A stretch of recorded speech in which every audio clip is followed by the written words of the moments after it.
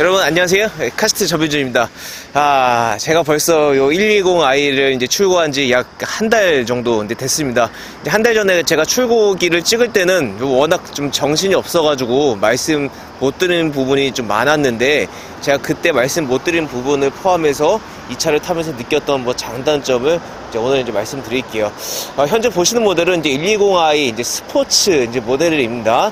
1 시리즈는 총 3가지 이제 트림으로 나오는데, 이 스포츠 트림은 각 중간에 있는 모델이죠. 이제 가장 최상위에 있는 게 이제 그 M 스포츠 패키지인데, 사실 제가 요 이제 스포츠 모델을 이제 고른 이유는 역시나 이제 유지 BA 때문이죠.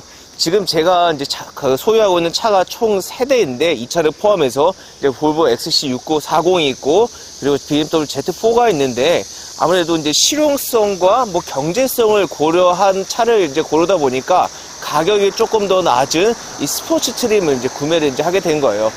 실제로 이 스포츠 트림과 M 스포츠 패키지 월 유지비 차이가 얼마가 나냐?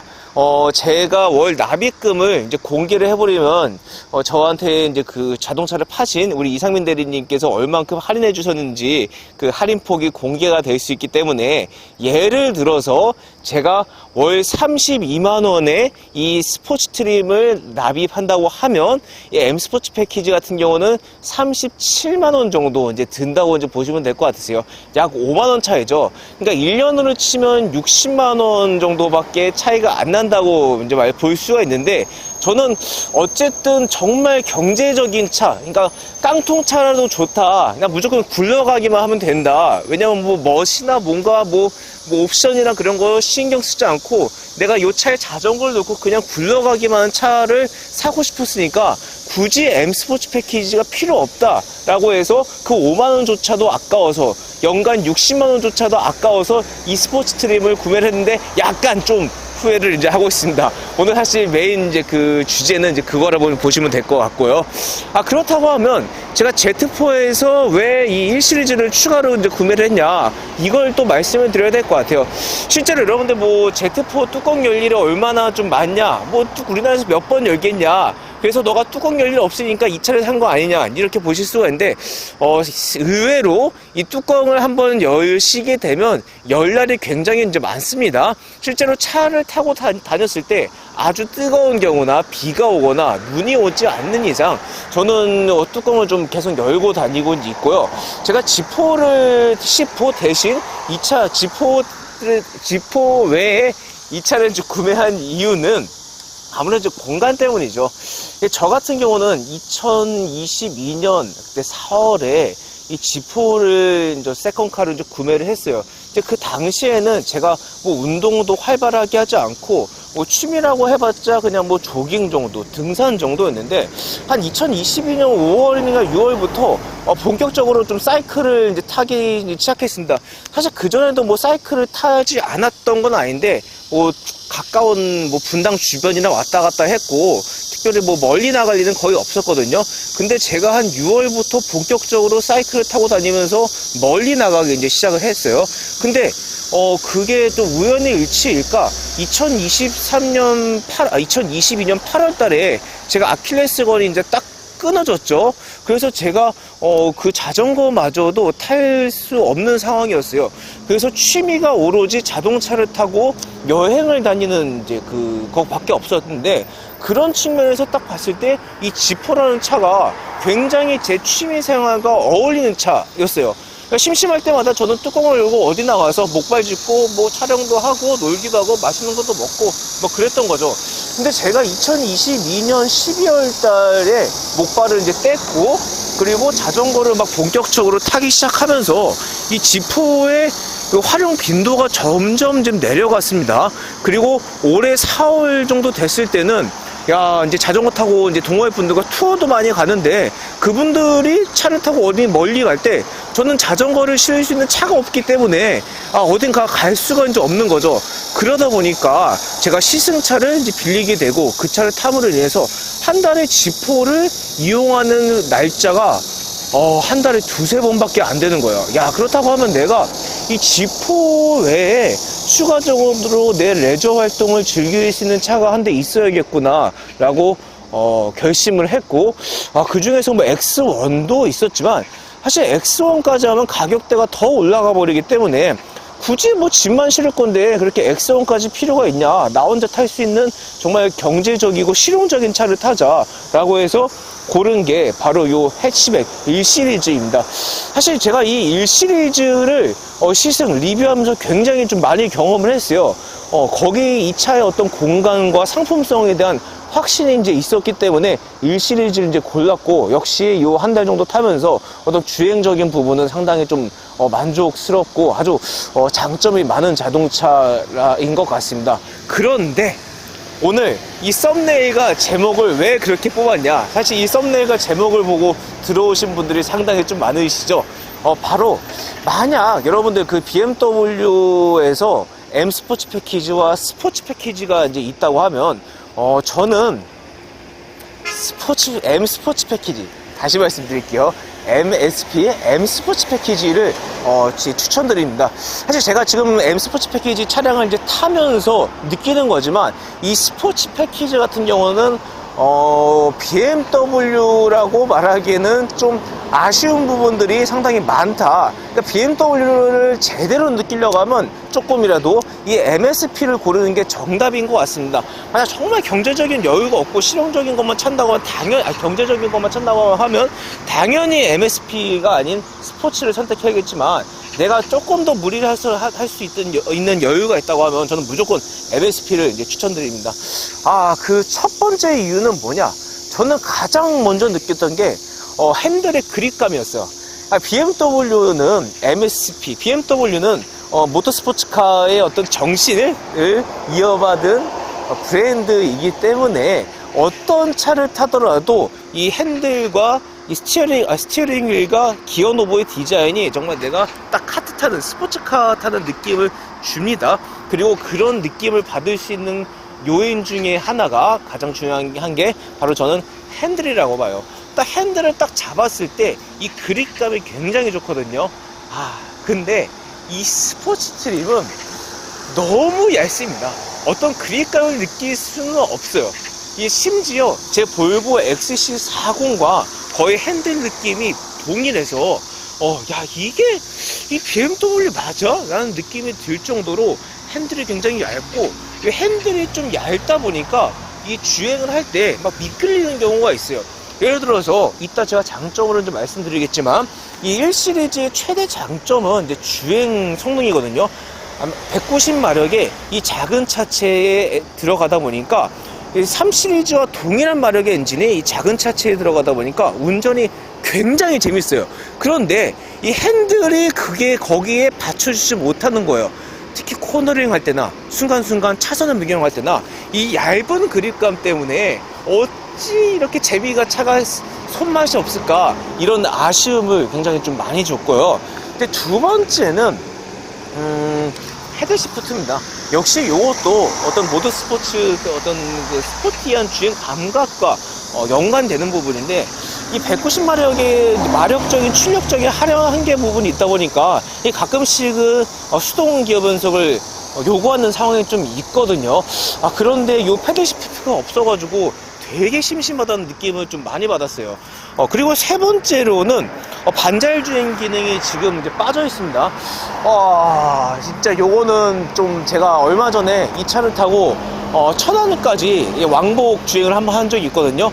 사실 길이 밀리지 않은 곳에서는 뭐 크게 반자율 주행 기능이 빠진 부분에 대해서 아쉬움을 좀 느끼진 못했어요. 그런데 이 천안에서 올라올 때, 일요일 제가 오후 8시 정도에 그쪽 천안에서 출발을 했거든요. 근데 그 시간에 한창 밀릴 시간이잖아요.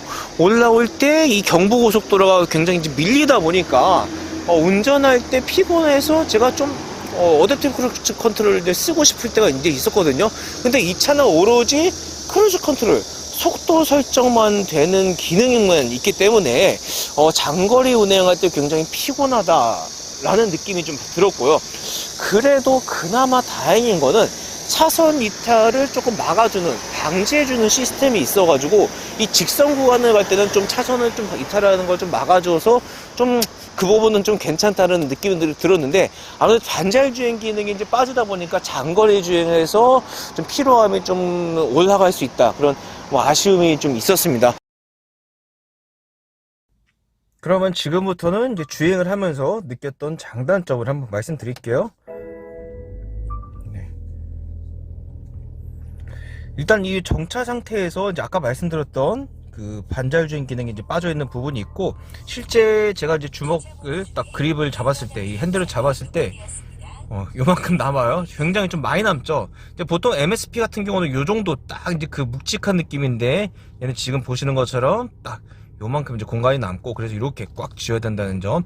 그리고 이건 1시리즈 MSP에도 이제 빠져 있는 걸로 아는데, 헤드업 디스플레이가 여기 이제 보이지는 않고요. 이제 반도체 이슈 때문에 한동안 헤드업 디스플레이가 빠졌다가 대부분의 차들이 들어가지만, 이제 1시리즈는 엔트리급 차량이기 때문에 지금 빠졌습니다. 그리고 요건 좀 뭐 아쉬운 점, 단점인 것 같아요. 이 기존에 이제 다른 BMW 차들은 이 공조 기능을 조절할 때 단계가 이제 굉장히 세분화되어 있거든요. 얘는 엔트리급에서도 엔트리 중간이다 보니까 이 좀 더 세분화되지 않고, 하나, 둘, 셋, 넷, 다섯 단계로밖에 나뉘질 않고요. 그래서 조금 더 디테일한 부분에서 떨어진다, 온도 조절할 때. 이제 이게 약간 좀 아쉬웠던 것 같아요. 그리고 이렇게 후방 카메라는 그냥 뭐 다른 BMW 모델들과 뭐 큰 차이는 좀 없는 것 같습니다. 엔트리급 차량에서 사실 저는 요 정도 또 이제 충분하다고 이제 보기 때문에요.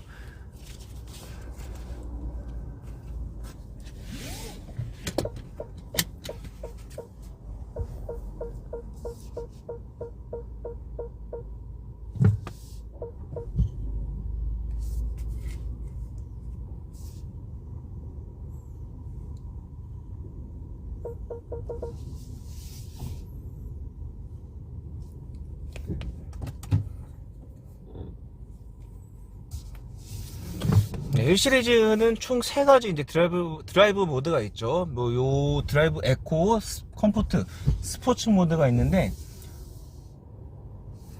네. 이 각각 그 드라이브 모드마다 승차감 차이가 굉장히 많이 나요. 사실 저는 이 1시리즈에서 컴포트 모드가 이 차의 승차감이 제일 좋은 세팅이라고 이제 생각을 해요. 이제 요건 제가 조금 이제 스터디를 좀 해봐야 되는데, 에코 모드로 하면 이 승차감이 이제 굉장히 이제 안 좋아져요. 그러니까 제 정말 지극히 이제 개인적인 생각으로는 이 차 자체가 워낙 가벼워서 앞으로 빨리 나가려고 하는데, 이 에코 모드로 하면 그걸 좀 억제해 준다는 느낌? 그래서 얘가 막 타이어의 어떤 그 노면 그 소음이나 진동도 좀 많이 느껴지고, 그리고 차가 굉장히 답답하다는 느낌이 들어요. 사실 에코모드 자체가 빨리 달리려고 설정하는 건 아니지만, 그래도 답답한 측면이 얘는 좀 다른 차들보다 더하다는 느낌이 있고, 특히 에코모드를 하면 타이어의 소음이나 노면 이 서스펜션 느낌 자체가 굉장히 좀 이렇게 거칠어진다는 느낌이 좀 많이 들어요. 그래서 저는 굳이 뭐랄까, 누적 주행 거리가 잔여 주행 거리가 많이 적게 남지 않은 이상 에코 모드보다는 이제 컴포트 모드로 이제 추천드리고, 확실히 지금 제가 또 이 차를 지금 주행을 하고 리뷰를 하면서 느끼는 거지만, 컴포트 모드로 할 때 이제 승차감이 이제 훨씬 이제 부드러워지고 어떤 경쾌하다는 느낌이 좀 많아집니다. 그리고 이 차의 이제 최대 장점은 아까 말씀드린 것처럼 이 주행의 어떤 즐거움이에요.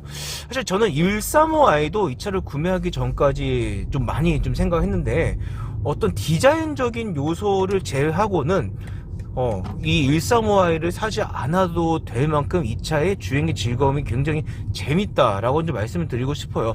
그러니까 135i는 좀 지금 생각해보면 이 차체에 비해서 과한 느낌이 좀 강하다. 그리고 물론 뭐 배기 사운드나 이런 부분들이 상당히 좀 재밌는 차인 건 확실하지만 요즘에 그 BMW가 배기 사운드를 점차 약하게 가져가는 분위기죠. 그래서 최근에 제가 올린 135의 영상을 이제 보신 분들은 알겠지만 135의 배기음이 왜 이래? 내가 2022년에 탔던 135에는 굉장히 재밌게 탔는데 얘는 느낌이 굉장히 좀 별로 배기가 재미없다. 사실 운전의 재미를 배가시켜주는 것 중에 하나가 이제 배기 사운드거든요. 근데 최근에 나온 135에는 배기 사운드가 좀 많이 약해서 그 운전의 재미가 좀 절감됐다는 그런 실망감이 좀 들었어요. 근데 이 120i는 물론 그런 측면에서 배기 사운드가 아예 없지만 그래도 135i가 부럽지 않을 만큼 어떤 일상적인 주행에서 분명히 이 가속 이런 부분들은 상당히 좀 만족스럽고, 특히나 차체는 어쨌든 똑같기 때문에 이 코너링에서도 이제 안정적으로 돌아가는 140, 135i는 이제 사륜구동이기 때문에 물론 훨씬 더 코너링 통과할 때 안정적이겠지만 이 차도 이제 일상 주행에서는 충분히 이 코너링이 좀 만족스럽다라고 이제 말씀드리고 싶습니다. 다만 여기서 아쉬운 거는 이 차가 어쨌든 어떤 스포츠성을 지향하는 차는 아니고 일상생활에 초점을 맞춘 이제 자동차이기 때문에 이 차체 거동은 굉장히 뛰어나지만 브레이크 성능은 이 거동을 받아주기에는 상당히 좀 아쉽습니다. 근데 그러니까 그런 거죠. 어떻게 보면 동전의 양날이죠. 차가 작고 재밌어서 주행하기 굉장히 재미있는데 이 브레이크는 어쨌든 이 차가 일상생활을 지향하는 차이기 때문에 스포츠 브레이크를 넣지를 않았어요. 그래서 막 재밌게 타다가도 어떤 그 극한 상황이 이르러서 좀 위험한 상황이 이르러서 빨리 브레이크를 밟아서 멈춰야 할 때 조금 부담되는 면이 있습니다. 그래서 저도 제가 이제 저희 동네에 다니면서 차가 너무 재밌어서 막 다니다가 맞다, 이거 차 그 스포츠카 아니었지, 브레이크 큰일 났다, 이런 상황들이 좀 몇 번 있었거든요. 그렇기 때문에 어떤 이제 브레이크 부분에서 저는 아쉽다라고 표현하기보다는 이거보다 좀 한 단계 높은 브레이크가 있었으면 더 좋지 않았을까. 이 브레이크는 단점이 아니라 차는 너무 재밌는데 브레이크는 좀 못 받쳐주는 느낌. 하지만 어쩔 수 없이 우리가 인정해야 되는 부분이지 않나라는 이제 생각이 좀 들어요. 제가 이제 이 차를 이제 주행을 하면서 느꼈던 이제 최종 결론은 스포츠 트림, 그러니까 1시리즈 자체만을 봤을 때는 135i를 제외한 1시리즈 자체만을 봤을 때는 일상생활에서 타기 굉장히 좋은 것 같습니다. 특히 뭐 여성분들, 뭐 아이들 태워주거나 그리고 어르신들 뭐 세컨카로 한 대 타기에 도심에서 주행하기 이제 굉장히 좀 좋은 차고요. 특히 레저를 좀 즐기시는 분들은 아빠들 저처럼 이 세컨카도 한 대 갖고 다니시는 것도 굉장히 강추를 이제 드려요. 하지만 뭐 이런 분들은 하지만 이 스포츠 트림 같은 경우는 뭔가 좀 더 BMW를 제대로 즐기고 싶은 분들한테는 추천드릴 수는 없을 것 같아요. 이제 BMW를 즐기고 싶은 분들은 무조건 MSP로 가라, 이제 이걸 말씀드리고 싶고, 그렇다고 이런 분들한테 추천드리기 어렵다. 1시리즈, 사실 1시리즈 이 해치백은 다방면의 이제 미인이라는 그러니까 8방 미인이어가지고 누구한테 추천드리기 좀 어렵다라는 말 표현을 꺼내기가 상당히 좀 힘든 것 같아요. 저는 그래서 이 1시리즈는 어떤 누구에게나 이제 추천드릴 수 있겠습니다. 뭐 다만 이건 일반적인 얘기지만 뭐 4인 가족, 뭐 패밀리카로 쓰기에는 굉장히 좀 제한적인 이제 부분이 있겠죠. 제가 다음 영상은 이 차와 이제 골프, 이제 폭스바겐 골프도 좀 많이 이제 고민하시는 걸로 이제 알고 있는데, 두 차를 이제 비교를 하면서 어떤 부분에 뭐 장단점이 있는지 이제 말씀을 이제 드리는 시간을 갖도록 할게요. 네, 지금까지 전민주였습니다. 고맙습니다.